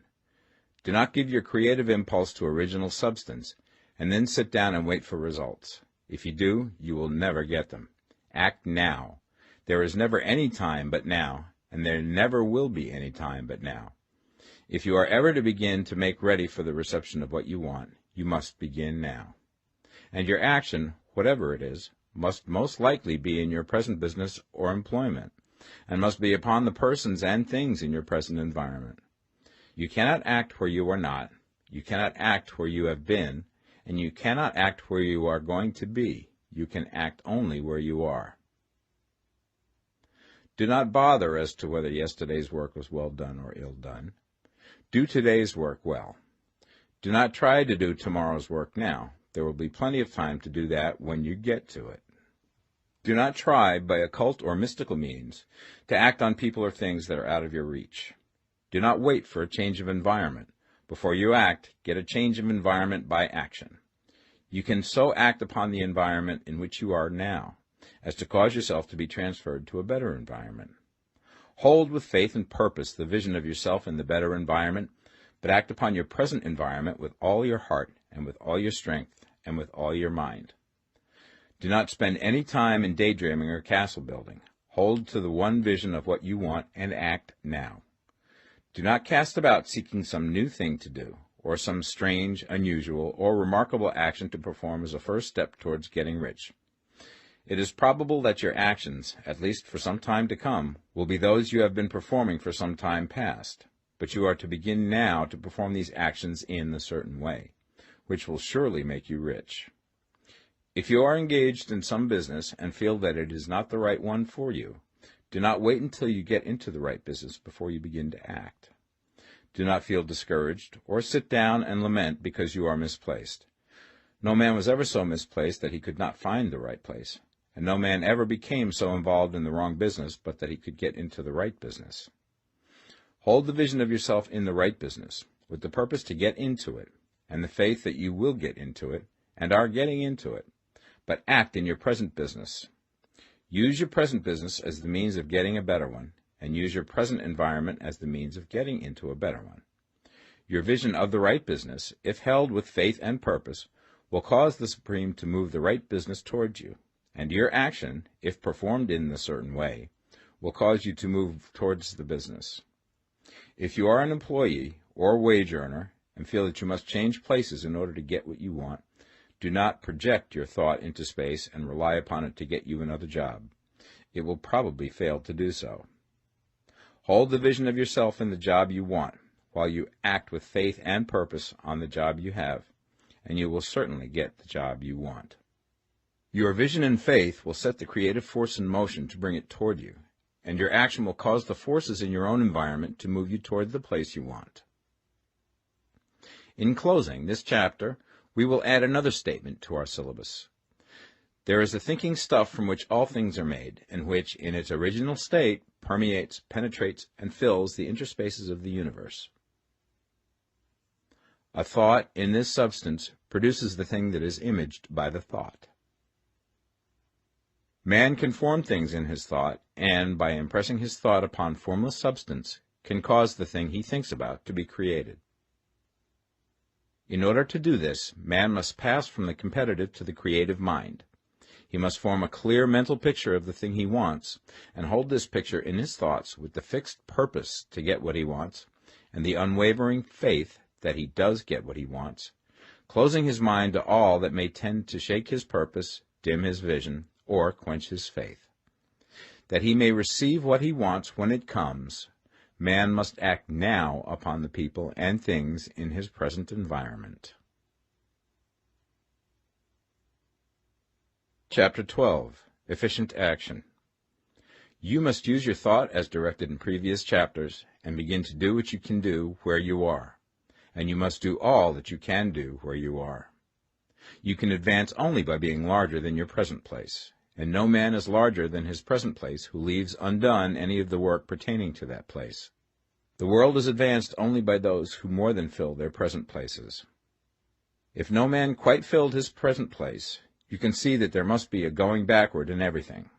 Those who do not quite fill their present places are dead weight upon society, government, commerce, and industry. They must be carried along by others at a great expense. The progress of the world is retarded only by those who do not fill the places they are holding. They belong to a former age and a lower stage or plane of life, and their tendency is towards degeneration. No society could advance if every man was smaller than his place. Social evolution is guided by the law of physical and mental evolution. In the animal world, evolution is caused by excess of life. When an organism has more life than can be expressed in the function of its own plane, it develops the organs of a higher plane, and a new species is originated. There never would have been new species had there not been organisms which more than filled their places. The law is exactly the same for you. Your getting rich depends upon your applying this principle to your own affairs. Every day is either a successful day or a day of failure, and it is the successful days which get you what you want. If every day is a failure, you can never get rich, while if every day is a success, you cannot fail to get rich. If there is something that may be done today, and you do not do it, you have failed in so far as that thing is concerned, and the consequences may be more disastrous than you imagine. You cannot foresee the results of even the most trivial act. You do not know the workings of all the forces that have been set moving in your behalf. Much may be depending on your doing some simple act. It may be the very thing which is to open the door of opportunity to very great possibilities. You can never know all the combinations which Supreme Intelligence is making for you in the world of things and of human affairs. Your neglect or failure to do some small thing may cause a long delay in getting what you want. Do, every day, all that can be done that day. There is, however, a limitation or qualification of the above that you must take into account. You are not to overwork, not to rush blindly into your business in the effort to do the greatest possible number of things in the shortest possible time. You are not to try to do tomorrow's work today, nor to do a week's work in a day. It is really not the number of things you do, but the efficiency of each separate action that counts. Every act is, in itself, either a success or a failure. Every act is, in itself, either effective or inefficient. Every inefficient act is a failure, and if you spend your life in doing inefficient acts, your whole life will be a failure. The more things you do, the worse for you if all your acts are inefficient ones. On the other hand, every efficient act is a success in itself, and if every act of your life is an efficient one, your whole life must be a success. The cause of failure is doing too many things in an inefficient manner, and not doing enough things in an efficient manner. You will see that it is a self-evident proposition that if you do not do any inefficient acts, and if you do a sufficient number of efficient acts, you will become rich. If, now, it is possible for you to make each act an efficient one, you see again that the getting of riches is reduced to an exact science, like mathematics. The matter turns, then, on the questions whether you can make each separate act a success in itself, and this you certainly can do. You can make each act a success because all power is working with you, and all power cannot fail. Power is at your service, and to make each act efficient, you have only to put power into it. Every action is either strong or weak, and when everyone is strong, you are acting in a certain way, which will make you rich. Every act can be made strong and efficient by holding your vision while you are doing it, and putting the whole power of your faith and purpose into it. It is at this point that the people fail who separate mental power from personal action. They use the power of the mind in one place and at one time, and they act in another place at another time. So their acts are not successful in themselves. Too many of them are inefficient. But if all power goes into every act, no matter how commonplace, every act will be a success in itself. And as in the nature of things, every success opens the way to other successes, your progress towards what you want and the progress of what you want toward you will become increasingly rapid. Remember that successful action is cumulative in its results, since the desire for more life is inherent in all things. When a man begins to move towards larger life, more things attach themselves to him, and the influence of his desire is multiplied. Do, every day, all that you can do that day, and do each act in an efficient manner. In saying that you must hold your vision while you are doing each act, however trivial or commonplace, I do not mean to say that it is necessary at all times to see the vision distinctly to its smallest details. It should be the work of your leisure hours to use your imagination on the details of your vision, and to contemplate them until they are firmly fixed upon memory. If you wish speedy results, spend practically all your spare time in this practice.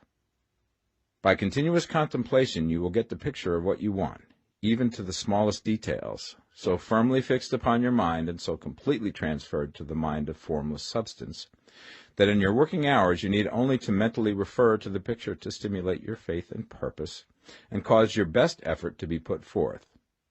Contemplate your picture in your leisure hours until your consciousness is so full of it that you can grasp it instantly. You will become so enthused with its bright promises that the mere thought of it will call forth the strongest energies of your whole being. Let us again repeat our syllabus, and by slightly changing the closing statements, bring it to the point we have now reached. There is a thinking stuff from which all things are made, and which, in its original state, permeates, penetrates, and fills the interspaces of the universe. A thought in this substance produces the thing that is imaged by the thought. Man can form things in his thought, and, by impressing his thought upon formless substance, can cause the thing he thinks about to be created. In order to do this, man must pass from competitive to the creative mind. He must form a clear mental picture of the thing he wants, and do, with faith and purpose, all that can be done each day, doing each separate thing in an efficient manner. Chapter 13. Getting into the right business. Success in any particular business depends for one thing upon your possessing in a well-developed state the faculties required in that business. Without good musical faculty, no one can succeed as a teacher of music. Without well-developed mechanical faculties, no one can achieve great success in any of the mechanical trades. Without tact and the commercial faculties, no one can succeed in the mercantile pursuits. But to possess in a well-developed state the faculties required in your particular vocation does not ensure getting rich. There are musicians who have remarkable talent and who yet remain poor. There are blacksmiths, carpenters, and so on who have excellent mechanical ability, but who do not get rich. And there are merchants with good faculties for dealing with men who nevertheless fail. The different faculties are tools. It is essential to have good tools, but it is also essential that the tools should be used in the right way. One man can take a sharp saw, a square, a good plane, and so on, and build a handsome article of furniture. Another man can take the same tools and set to work to duplicate the article, but his production will be a botch. He does not know how to use good tools in a successful way. The various faculties of your mind are the tools with which you must do the work which is to make you rich. It will be easier for you to succeed if you get into a business for which you are well equipped with mental tools. Generally speaking, you will do best in that business which will use your strongest faculties, the one for which you are naturally best fitted. But there are limitations to this statement also. No man should regard his vocation as being irrevocably fixed by the tendencies with which he was born. You can get rich in any business, for if you have not the right talent you can develop that talent. It merely means that you will have to make your tools as you go along, instead of confining yourself to the use of those with which you were born. It will be easier for you to succeed in a vocation for which you already have the talent in a well-developed state, but you can succeed in any vocation, for you can develop any rudimentary talent, and there is no talent of which you have not at least the rudiment. You will get rich most easily in point of effort if you do that for which you are best fitted, but you will get rich most satisfactorily if you do that which you want to do. Doing what you want to do is life, and there is no real satisfaction in living if we are compelled to be forever doing something which we do not like to do, and can never do what we want to do. And it is certain that you can do what you want to do. The desire to do it is proof that you have within you the power which can do it. Desire is a manifestation of power. The desire to play music is the power which can play music seeking expression and development. The desire to invent mechanical devices is the mechanical talent seeking expression and development. When there is no power, either developed or undeveloped, to do a thing, there is never any desire to do that thing. And where there is strong desire to do a thing, it is certain proof that the power to do it is strong, and only requires to be developed and applied in the right way. All things else being equal, it is best to select the business for which you have the best developed talent. But if you have a strong desire to engage in any particular line of work, you should select that work as the ultimate end at which you aim. You can do what you want to do, and it is your right and privilege to follow the business or avocation which will be most congenial and pleasant. You are not obliged to do what you do not like to do, and should not do it except as a means to bring you to the doing of the thing you want to do. If there are past mistakes whose consequences have placed you in an undesirable business or environment, you may be obliged for some time to do what you do not like to do. If you feel that you are not in the right vocation, do not act too hastily in trying to get into another one. The best way, generally, to change business or environment is by growth.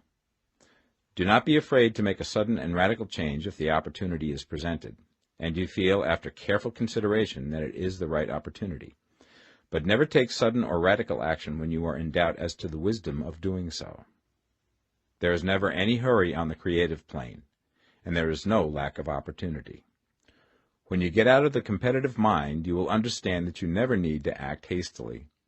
No one else is going to beat you to the thing you want to do. There is enough for all. If one space is taken, another and a better one will be opened for you a little further on. There is plenty of time. When you are in doubt, wait. Fall back on the contemplation of your vision, and increase your faith and purpose. And by all means, in times of doubt and indecision, cultivate gratitude. A day or two spent in contemplating the vision of what you want, and in earnest thanksgiving that you are getting it, will bring your mind into such close relationship with the Supreme that you will make no mistake when you do act. There is a mind which knows all there is to know, and you can come into close unity with this mind by faith and the purpose to advance in life if you have deep gratitude. Mistakes come from acting hastily, or from acting in fear or doubt, or in forgetfulness of the right motive, which is more life to all and less to none. As you go on in the certain way, opportunities will come to you in increasing number, and you will need to be very steady in your faith and purpose, and to keep in close touch with the all-mind by reverent gratitude. Do all that you can do in a perfect manner every day, but do it without haste, worry, or fear. Go as fast as you can, but never hurry. Remember that in the moment you begin to hurry, you cease to be a creator and become a competitor. You drop back upon the old plane again. Whenever you find yourself hurrying, call a halt. Fix your attention on the mental image of the thing you want, and begin to give thanks that you are getting it. The exercise of gratitude will never fail to strengthen your faith and renew your purpose. Chapter 14. The Impression of Increase. Whether you change your vocation or not, your actions for the present must be those pertaining to the business in which you are now engaged. You can get into the business you want by making constructive use of the business you are already established in, by doing your daily work in a certain way. And in so far as your business consists in dealing with other men, whether personally or by letter, the key thought of all your efforts must be to convey to their minds the impression of increase. Increase is what all men and women are seeking. It is the urge of the formless intelligence within them, seeking fuller expression. The desire for increase is inherent in all nature. It is the fundamental impulse of the universe. All human activities are based on the desire for increase. People are seeking more food, more clothes, better shelter, more luxury, more beauty, more knowledge, more pleasure. Increase in something, more life. Every living thing is under this necessity for continuous advancement. Where increase of life ceases, dissolution and death set in at once. Man instinctively knows this, and hence he is forever seeking more. This law of perpetual increase is set forth by Jesus in the parable of the talents. Only those who gain more retain any. From him who hath not shall be taken away even that which he hath. The normal desire for increased wealth is not an evil or a reprehensible thing. It is simply the desire for more abundant life. It is aspiration. And because it is the deepest instinct of their natures, all men and women are attracted to him who can give them more of the means of life. In following the certain way, you are getting continuous increase for yourself, and you are giving it to all with whom you deal. You are a creative center from which increase is given off to all. Be sure of this, and convey assurance of the fact to every man, woman, and child with whom you come in contact. No matter how small the transaction, even if it be only the selling of a stick of candy to a little child, put into it the thought of increase, and make sure that the customer is impressed with the thought. Convey the impression of advancement with everything you do, so that all people shall receive the impression that you are an advancing man, and that you advance all who deal with you. Even to the people whom you meet in a social way, without any thought of business, and to whom you do not try to sell anything, give the thought of increase. You can convey this impression by holding the unshakable faith that you, yourself, are in the way of increase, and by letting this faith inspire, fill, and permeate every action. Do everything that you do in the firm conviction that you are an advancing personality, and that you are giving advancement to everybody. Feel that you are getting rich, and that in doing so you are making others rich, and conferring benefits to all. Do not boast or brag of your success, or talk about it unnecessarily. True faith is never boastful. Wherever you find a boastful person, you find one who is secretly doubtful and afraid. Simply feel the faith, and let it work out in every transaction.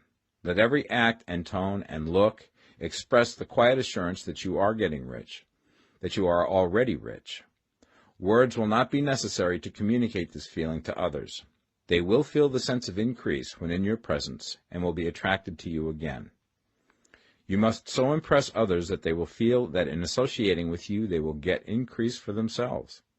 See that you give them a use value greater than the cash value you are taking from them. Take an honest pride in doing this, and let everybody know it, and you will have no lack of customers. People will go where they are given increase, and the Supreme, which desires increase in all, and which knows all, will move towards you men and women who have never heard of you. Your business will increase rapidly, and you will be surprised at the unexpected benefits which will come to you. You will be able from day to day to make larger combinations, secure greater advantages, and to go on into a more congenial vocation if you desire to do so. You must never lose sight of your vision of what you want, or your faith and purpose to get what you want. Let me here give you another word of caution in regards to motives. Beware of the insidious temptation to seek for power over other men. Nothing is so pleasant to the unformed or partially developed mind as the exercise of power or dominion over others. The desire to rule for selfish gratification has been the curse of the world. For countless ages, kings and lords have drenched the earth with blood in their battles to extend their dominions. This not to seek more life for all, but to get more power for themselves. Today, the main motive in the business and industrial world is the same. Men marshal their armies of dollars and lay waste the lives and hearts of millions in the same mad scramble for power over others. Commercial kings, like political kings, are inspired by the lust for power. Jesus saw in this desire for mastery the moving impulse of that evil world he sought to overthrow. Read the 23rd chapter of Matthew and see how he pictures the lust of the Pharisees to be called master, to sit in the high places, to domineer over others, and to lay burdens on the backs of the less fortunate. And note how he compares this lust for dominion with the brotherly seeking for the common good to which he calls his disciples. Look out for the temptation to seek for authority, to become a master, to be considered as one who is above the common herd, to impress others by lavish display, and so on. The mind that seeks for mastery over others is the competitive mind, and the competitive mind is not the creative one. In order to master your environment and your destiny, it is not at all necessary that you should rule over your fellow men, and indeed, when you fall into the world's struggle for the high places, you begin to be conquered by fate and environment, and your getting rich becomes a matter of chance and speculation. Beware the competitive mind. No better statement of the principle of creative action can be formulated than the favorite declaration of the late Golden Rule Jones of Toledo. What I want for myself, I want for everybody. Chapter 15. The Advancing Man. What I have said in the last chapter applies as well to the professional man and the wage earner as to the man who is engaged in mercantile business. No matter whether you are a physician, a teacher, or a clergyman, if you can give increase of life to others and make them sensible of the fact, they will be attracted to you and you will get rich. The physician who holds the vision of himself as a great and successful healer, and who works towards the complete realization of that vision with faith and purpose, as described in former chapters, will come into such close touch with the source of life that he will be phenomenally successful. Patients will come to him in throngs. No one has a greater opportunity to carry into effect the teaching of this book than the practitioner of medicine. It does not matter to which of the various schools he may belong, for the principle of healing is common to all of them, and may be reached by all alike. The advancing man in medicine, who holds to a clear mental image of himself as successful, and who obeys the laws of faith, purpose, and gratitude, will cure every curable disease he undertakes, no matter what remedies he may use. In the field of religion, the world cries out for the clergyman who can teach his hearers the true science of abundant life. He who masters the details of the science of getting rich, together with the allied sciences of being well, of being great, and of winning love, and who teaches these details from the pulpit, will never lack for a congregation. This is the gospel that the world needs. It will give increase of life, and men will hear it gladly, and will give liberal support to the man who brings it to them. What is now needed is a demonstration of the science of life from the pulpit. We want preachers who can not only tell us how, but who, in their own persons, will show us how. We need the preacher who will himself be rich, healthy, great, and beloved, to teach us how to attain to these things, and when he comes he will find a numerous and loyal following. The same is true of the teacher who can inspire the children with the faith and purpose of the advancing life. He will never be out of a job. And any teacher who has this faith and purpose can give it to his pupils. He cannot help giving it to them if it is part of his own life and practice.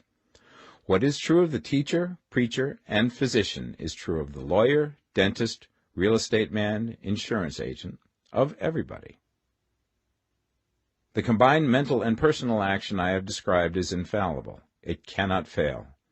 Every man and woman who follows these instructions steadily, perseveringly, and to the letter, will get rich. The law of the increase of life is as mathematically certain in its operation as the law of gravitation. Getting rich is an exact science. The wage earner will find this as true of his case as of any others mentioned.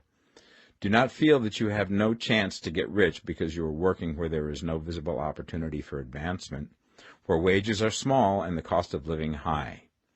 Form your clear mental vision of what you want and begin to act with faith and purpose. Do the work that you can do every day and do each piece of work in a perfectly successful manner. Put the power of success and the purpose to get rich into everything that you do. But do not do this merely with the idea of currying favor with your employer in the hopes that he or those above you will see your good work and advance you. It is not likely that they will do so. The man who is merely a good workman, filling his place to the very best of his ability, and satisfied with that, is valuable to his employer, and it is not to the employer's interest to promote him. He is worth more where he is. To secure advancement, something more is necessary than to be too large for your place. The man who is certain to advance is the one who is too big for his place, and who has a clear concept of what he wants to be, who knows that he can become what he wants to be, and who is determined to be what he wants to be. Do not try to more than fill your present place with a view to pleasing your employer. Do it with the idea of advancing yourself. Hold the faith and purpose of increase during work hours, after work hours, and before work hours. Hold it in such a way that every person who comes in contact with you, whether foreman, fellow workman, or social acquaintance, will feel the power of purpose radiating from you, so that everyone will get the sense of advancement and increase from you.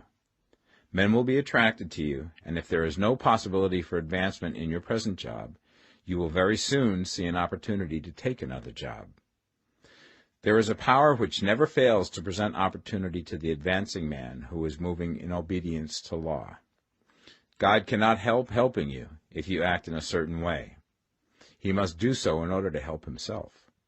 There is nothing in your circumstances or in the industrial situation that can keep you down.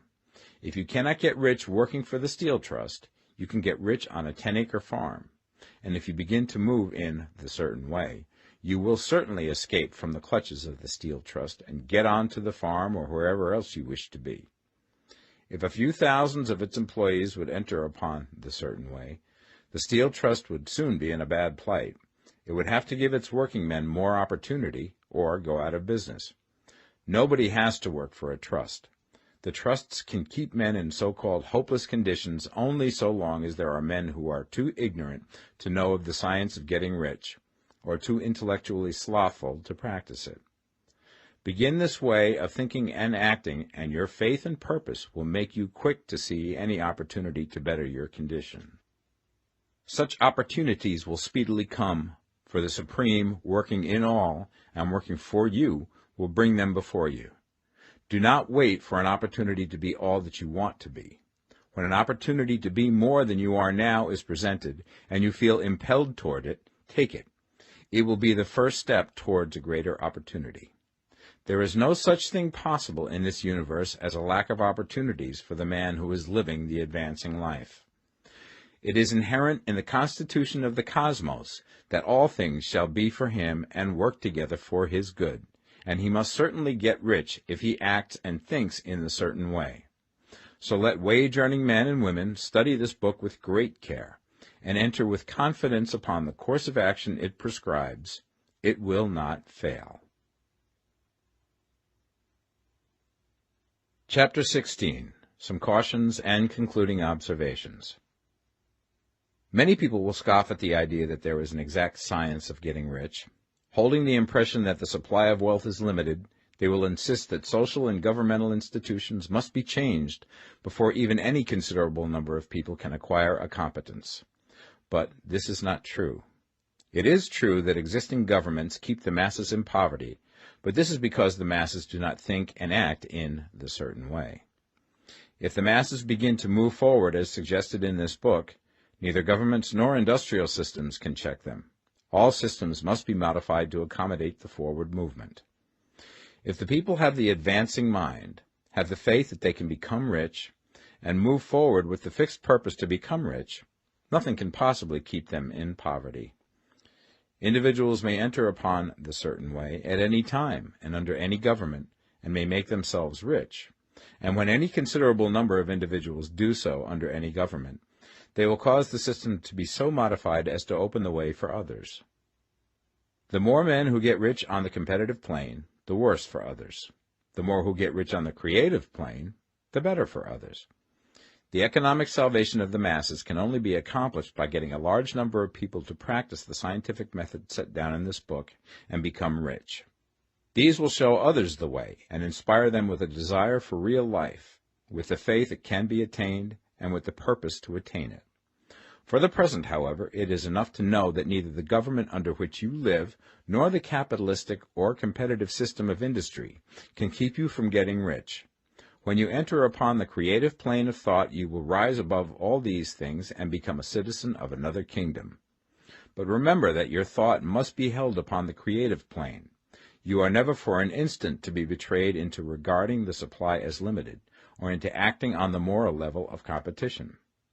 Whenever you do fall into old ways of thought, correct yourself instantly, for when you are in the competitive mind, you have lost the cooperation of the mind of the whole.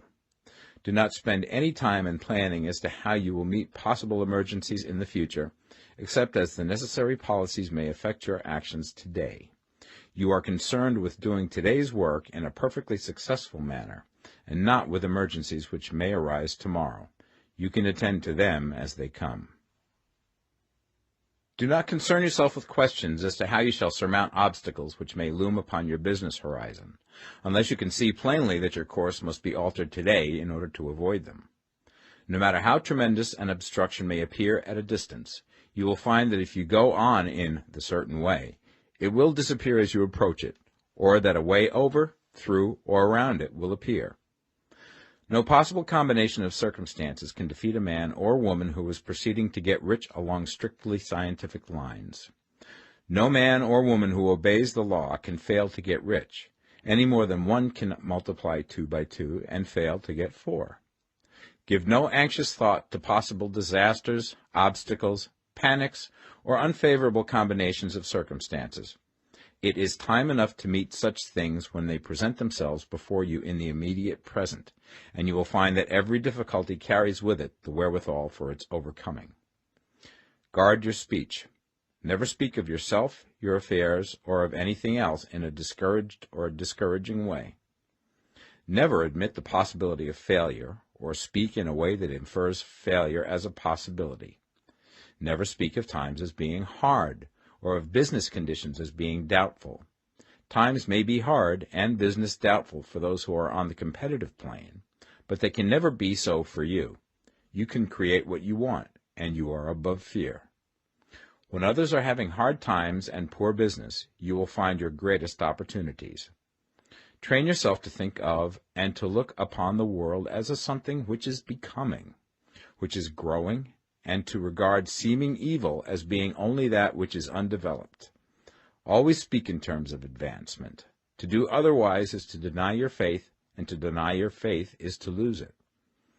Never allow yourself to feel disappointed. You may expect to have a certain thing at a certain time, and not get it at that time, and this will appear to you like failure. But if you hold to your faith, you will find that the failure is only apparent. Go on in the certain way, and if you do not receive that thing, you will receive something so much better that you will see that the seeming failure was really a great success. A student of this science had set his mind on making a certain business combination which seemed to him at the time to be very desirable, and he worked for some weeks to bring it about. When the crucial time came, the thing failed in a perfectly inexplicable way. It was as if some unseen influence had been working secretly against him. He was not disappointed. On the contrary, he thanked God that his desire had been overruled, and went steadily on with a grateful mind. In a few weeks an opportunity so much better came his way that he would not have made the first deal on any account, and he saw that a mind which knew more than he knew had prevented him from losing the greater good by entangling himself with the lesser. That is the way every seeming failure will work out for you, if you keep your faith, hold to your purpose, have gratitude, and do, every day, all that can be done that day, doing each separate act in a successful manner. When you make a failure, it is because you have not asked for enough. Keep on, and a larger thing than you were seeking will certainly come to you. Remember this. You will not fail because you lack the necessary talent to do what you wish to do. If you go on as I have directed, you will develop all the talent that is necessary to the doing of your work. It is not within the scope of this book to deal with the science of cultivating talent, but it is as certain and simple as the process of getting rich. However, do not hesitate or waver for fear that when you come to any certain place you will fail for lack of ability. Keep right on, and when you come to that place, the ability will be furnished to you. The same source of ability which enabled the untaught Lincoln to do the greatest work in government ever accomplished by a single man is open to you. You may draw upon all the mind there is for wisdom to use in meeting the responsibilities which are laid upon you. Go on in full faith. Study this book. Make it your constant companion until you have mastered all the ideas contained in it. While you are getting firmly established in this faith, you will do well to give up most recreations and pleasure, and to stay away from places where ideas conflicting with these are advanced in lectures or sermons. Do not read pessimistic or conflicting literature, or get into arguments upon the matter. Do very little reading, outside of the writers mentioned in the preface. Spend most of your leisure time in contemplating your vision, and in cultivating gratitude, and in reading this book. It contains all you need to know of the science of getting rich, and you will find all the essentials summed up in the following chapter.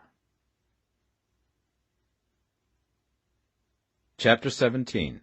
Summary of the Science of Getting Rich.